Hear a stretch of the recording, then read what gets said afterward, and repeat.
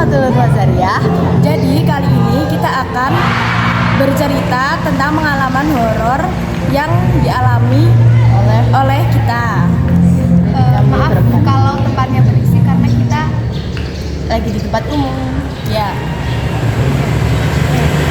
Langsung saja kita masuk ke ceritanya.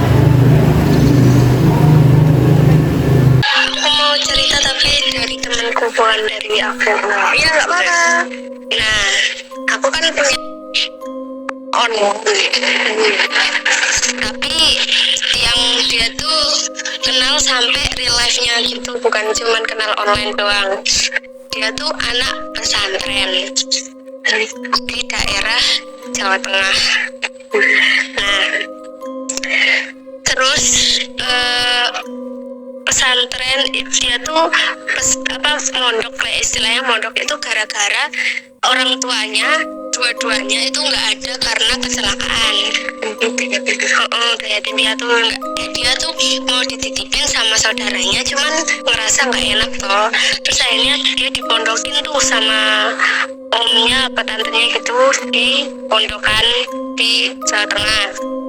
Nah terus awalnya dia tuh bukan anak yang basicnya tuh bukan yang alim banget gitu, tapi karena mondok jadi kan harus kepaksanya kan alim, bisa ngaji gitu.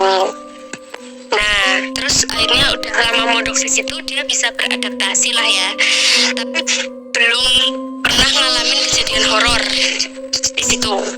Cuman waktu itu kan Ramadan ya, semua temennya, nggak semua sih, ada beberapa orang, ada 2 orang senior sama 2-nya lagi, satunya lagi itu temennya, terus satunya lagi dia.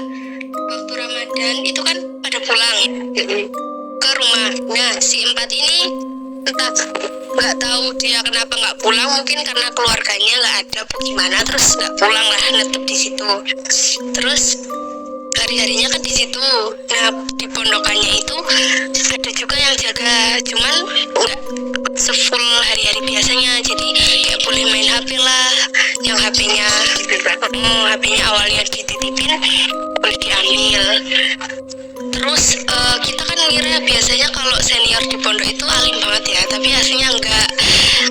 Si senior itu malah kayak kalau diajak sholat itu nanti-nantilah kayak mau main HP dulu. Terus waktu itu tuh pernah sebut aja ini namanya si A temanku itu ngajak sholat seniornya sama temennya, cuman nggak mau karena temen-temennya tuh pada bilang males nanti aja, masih lama waktunya. Nah terus cuman 1 orang doang yang ke musola pondok lah ya. Awalnya biasa aja, nggak ada kayak kejadian horor apapun, cuman waktu habis wudhu dia mau pakai ruku warna putih nih, yang warna putih, warna putih. Nah terus tapi waktu dipakai baunya darah anyir gitu, kayak bau darah haid gitulah ya. Nah terus akhirnya dia nggak jadi pakai karena dia kayak nggak tahan sama baunya. Terus akhirnya dia ngambil mukena yang lain yang warna biru, katanya yang warna biru di lemari. Terus waktu udah selesai sholat, waktu salam itu dia tiba-tiba tuh nengok ada kakak seniornya ikut salam di belakang, ikut sholat, padahal kakaknya tuh nggak mau. Dikiranya sama dia itu nyusul, tapi nggak sengaja nggak tahu, nggak lihat waktu papasannya. Terus waktu udah selesai salam kanan kiri, tiba-tiba ada yang bilang pakai bahasa Jawa, kok nggak jadi pakai bajuku, bau ya gitu. Merinding cuy, sumpah. Terus kayak bilang kok nggak pakai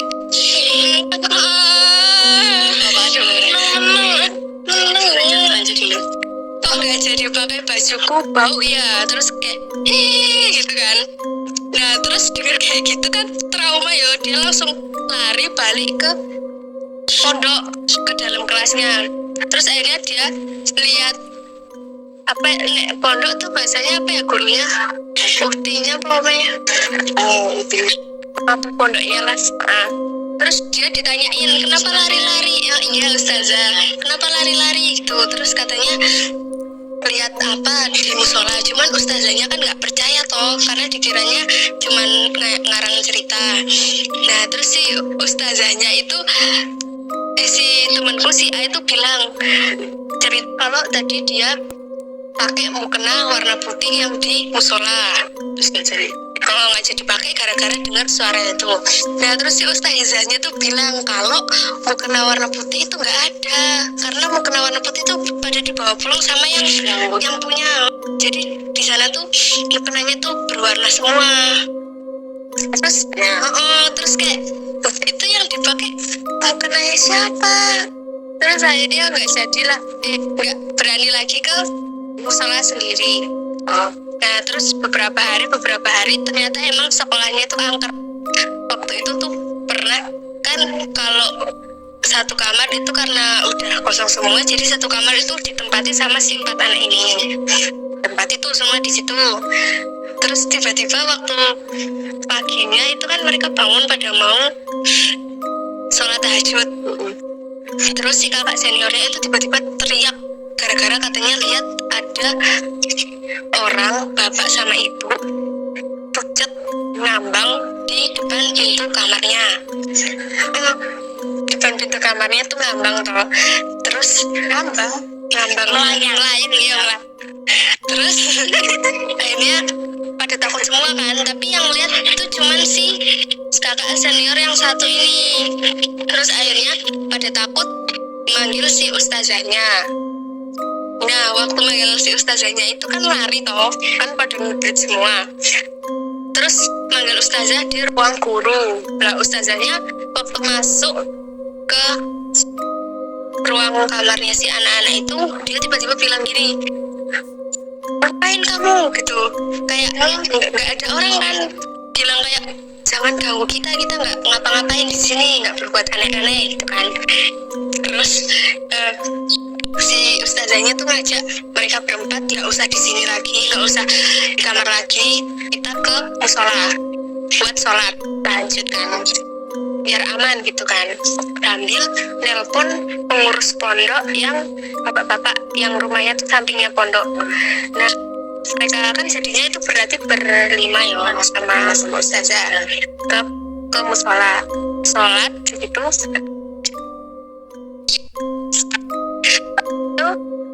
Waktu sholat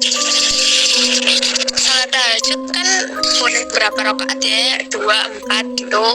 Nah waktu di rakaat tengah-tengah itu tiba-tiba si ustazah sama teman-temannya itu ngeliat banyak banget pocong lah, opo lah, semua bisa lihat gitu. Nggak tahu kenapa bisa dilihatin waktu di kan itunya ada jendelanya tau, bukan kayak musolanya kita yang kebuka banget. Nah ada pocong lah, ada inilah, ada hantu yang nggak ada kepalanya lah muterin musolanya tau. Terus di sekelilingnya penuh semua kan. Itu jam 3 tau. Terus akhirnya pada nggak khusyuk tuh yang 4, cuman ustazahnya kayak udah biasa aja lah. Bahkan di situ tuh lihat hantu yang di bapak ibu tadi loh, yang di atas di apa namanya, mereka sholat yang berempat anak itu, yang anak pondok itu pas sholatnya itu kan lagi lihat lihatnya itu sholat. Jadi waktu udah selesai masih belum hilang, masih tetap aja ada itunya. Terus disuruh sama ustazahnya itu kayak berdoa gitu. Akhirnya satu-satu kayak melayang diambil semua kan. Terus waktu diambil gitu loh kayak melayang dijamur. Nah terus itu gangguannya tuh 2 jam sampai jam 5 pagi. Terus waktu udah nggak ada semuanya nggak berani balik ke kamar pondok, tapi dia balik ke rumahnya si penjaga yang laki-laki yang deket rumahnya, yang ustadznya itu kali. Nah Terus waktu di situ tiba-tiba lihat si kakak senior yang pertama ngeliat tadi, bilang aja si B yang ngeliat, yang si B itu yang ngeliat itu loh, yang bapak ibu yang tadi di kamar, kakak seniornya itu. Tiba-tiba waktu Pak Ustadznya lihat si B itu kayak mukanya nggak enak gitu kan, terus tiba-tiba si B dipanggil buat ke dalam kayak di rukiah gitu. Ustadznya iya tahu itu. Terus yang 3 anaknya kan berarti di luar, ustazahnya ikut ke dalam toh. Nah terus lama banget itu ngerukiahnya sampai berjam-jam. Terus akhirnya karena lama si 3 anak ini disuruh balik ke pondok.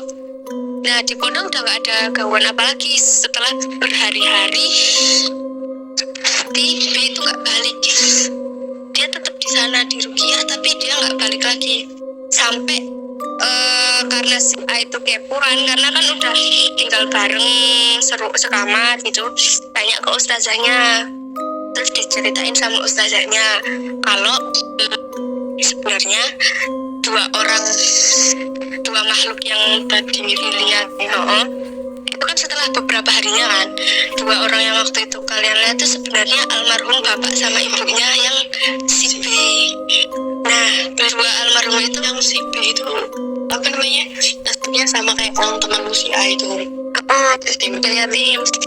Kenapa bapak ibunya itu nyamper ya, karena dulu itu terlibat kayak tumbal gitu tahu pesugihan, tapi karena nggak bisa nyari tumbalnya, jadinya yang ditumbalin itu orang tuanya, yang dirinya sendiri lah sama istrinya.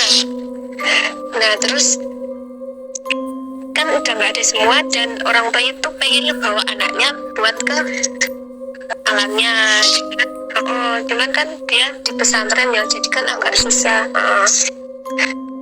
Terus diceritain kayak gitu kan kaget yo. Nah terus akhirnya bertahun-tahun nggak ada kabar tuh si B, sampai ada kabar lagi katanya si B itu ikut meninggal.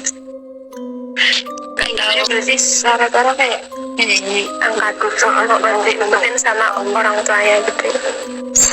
Nah nggak ada yang apa meninggal. Mungkin ada, cuman nggak tahu karena dia di rumahnya Ustadz Bos yang waktu si B itu nggak ikut sama mereka yang bertiga tadi di rumah Ustadz itu. Kalau nggak di rumah Ustadznya mungkin dibawa pulang gitu. Nggak ada kabar lagi. Yang dari pas ngumpul mereka lagi sholat tahajud pas di Ustadznya, kayak Mas Hadratnya lagi ngumpul. Apa aku tuh sempat merinding bener sampai benernya merinding banget. Yang di belakang di belakang enggak mana. Terima kasih ya sudah mendengarkan dan menonton cerita horor kami yang sebenarnya menakutkan banget. Ya,